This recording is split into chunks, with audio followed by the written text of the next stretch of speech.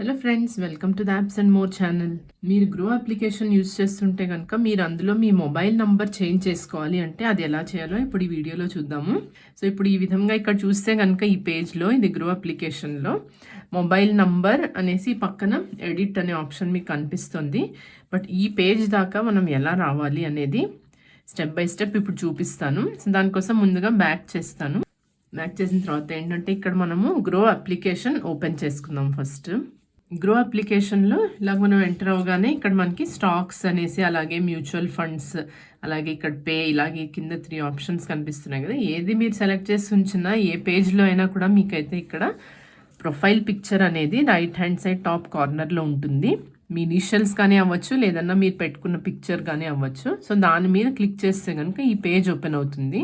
ఇక్కడ చూస్తే కనుక మీ పేరు అలాగే మీ డీటెయిల్స్ అంతా కూడా ఇక్కడ ఉంటాయి. సో మీరు దాని మీద క్లిక్ చేయవలసి ఉంటుంది. ఇక్కడ ఈ యారో మార్క్ ఉంది కదా, దాని మీద క్లిక్ చేస్తే కనుక మీకు నెక్స్ట్ పేజ్లో ఈ డీటెయిల్స్ అన్నీ వస్తాయన్నమాట. మీ పేరు, డేట్ ఆఫ్ బర్త్, అలాగే mobile number, email ID, pan number, ఇవన్నీ కూడా మీరు మీ పాన్ కార్డ్ మీద ఉన్న డీటెయిల్స్ ప్రకారం అన్నీ వస్తాయి ఇక్కడ. సో ఇందులో చూస్తే కనుక మొబైల్ నంబర్ పక్కన ఎడిట్ అనే బటన్ కనిపిస్తుంది కదా. సో సింపుల్గా దాని మీద క్లిక్ చేసుకోవాలి మన మొబైల్ నంబర్ చేంజ్ చేసుకోవాలంటే. సో ఈ ఎడిట్ అనగానే వెరిఫై యువర్ అకౌంట్, ఇది కేవైసీ డీటెయిల్ కాబట్టి మనము ఓటీపీ అనేది మన ఏదైతే ఈమెయిల్ ఐడి ఇచ్చామో దానికి ఒక ఓటీపీ వస్తుంది. To get any you need to first verify your registered account by entering OTP sent to అనేసి. సో మనం క్విక్గా మెయిల్ ఐడికి వెళ్దాము. మెయిల్కి వెళ్తే కనుక అక్కడ మీకు కనిపిస్తుంది. ఈ విధంగా ఎంటర్ చేసి కన్ఫర్మ్ అని చెప్తే కనుక మీకు enter old and new phone number. So old phone number ఏదైతే ఉందో అది ఆటోమేటిక్గా ఇక్కడ ఎంటర్ అయి ఉంటుంది. సో ఇప్పుడు న్యూ ఫోన్ నెంబర్ అనేది మీరు ఇక్కడ ఎంటర్ చేసుకోవాల్సి ఉంటుంది. ఆ కింద లైన్ మీద కింద చూస్తే OTP will be send to this phone number for confirmation, అలాగే send OTP to new number అని ఉంది కదా.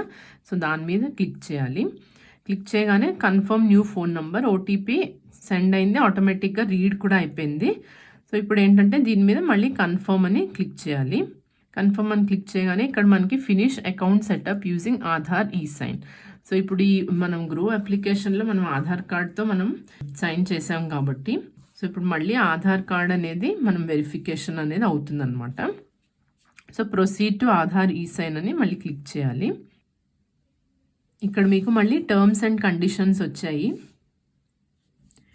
ఐ కన్ఫర్మ్ దట్ ఈ నంబర్ నాదే అనేసి ఓల్డ్ నంబరు, అలాగే కొత్త నంబర్కి కూడా నేను ఇప్పుడు నేనే అప్లై చేస్తున్నాను అనేసి 2 బాక్సెస్ ఇచ్చారు. అవి 2 మనం టిక్ చేయవలసి ఉంటుంది. ఆటోమేటిక్గా టిక్ అయి ఉంటాయి.